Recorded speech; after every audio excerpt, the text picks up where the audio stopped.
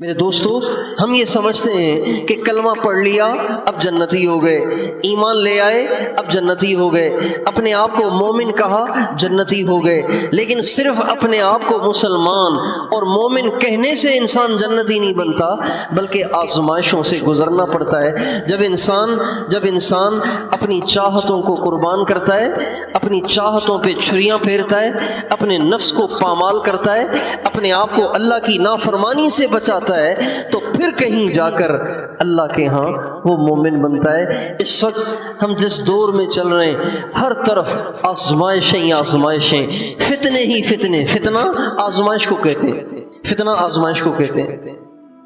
ایک نوجوان کے لیے اپنے دامن کو پاک رکھنا، اپنی نگاہوں کو پاک رکھنا، اپنی شرمگاہ کو پاک رکھنا، اپنے آپ کو برائی سے بچانا، عفیف بن کر رہنا، پاک دامن بن کر رہنا ایک بہت بڑی آزمائش بن چکا ہے۔ لیکن آج کے دور میں جس نے اپنے دامن کو بچا لیا، اپنی نگاہ کو بچا لیا، اپنے آپ کو بچا لیا، اپنی شرمگاہ کو بچا لیا، واقعی آج وہ اللہ کے ہاں مومن کہلائے گا اور ایمان والا کہلانے کے لائق ہوگا۔ تو یہ ایک بہت بڑی آزمائش ہے۔ یہ جو لوگ دفتروں میں کام کرتے ہیں، چھوٹے ملازمین ہیں، ان کے اوپر بڑے بڑے افسر بیٹھے ہوئے ہیں، ان کے لیے بہت بڑی آزمائش ہے کہ اکثر بڑے افسر کہتے ہیں بھائی ساتھ چلنا ہے تو کھاؤ بھی اور کھلاؤ بھی، اگر کھانا کھلانا نہیں ہے تو پھر کوئی اور راستہ اختیار کرو، ورنہ اتنا تجھے تنگ کریں گے کہ تیرا جینا دشوار کر دیں گے۔ اب ایک چھوٹے سے ملازم کے لیے ایک دفتر میں کام کرنا اتنا مشکل ہو گیا ہے، اتنی بڑی آزمائش بن گیا ہے کہ چل ہی نہیں پاتا۔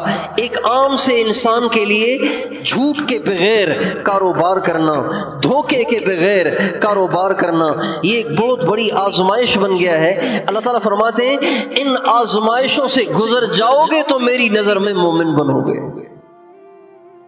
احسب الناس ان يتركوا ان يقولوا آمنا وهم لا يفتنون۔ ایسے لگ رہا ہے یہ آیت اتری ہی آج کے بارے میں۔ اللہ فرماتے ہیں کیا یہ صرف یہ کہنے سے کہ مسلمان ہوں، صرف یہ کہنے سے کہ ایمان والا ہوں، صرف یہ کہ میرا مذہب اسلام ہے، یہ کہنے سے تمہاری جان چھوٹ جائے گی اور ہم تمہیں آزمائیں گے؟ نہیں، ہم قدم قدم پہ تمہیں آزمائیں گے کہ تم ایمان والا ہونے کا ثبوت دیتے ہو یا تم نافرمان ہونے کا ثبوت دیتے ہو۔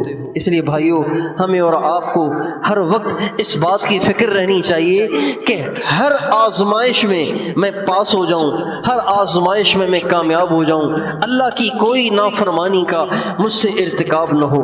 کوشش کریں گے انشاءاللہ۔